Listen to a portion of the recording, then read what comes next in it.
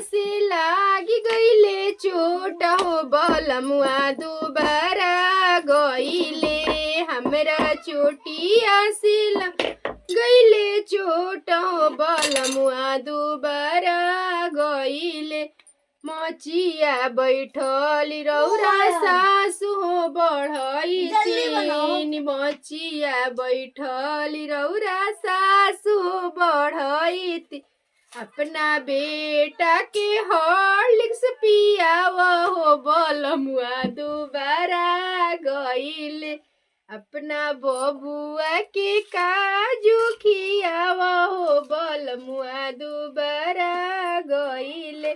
हमरा चोटिया से लागी गईले चोट हो बलमुआ दोबारा गईले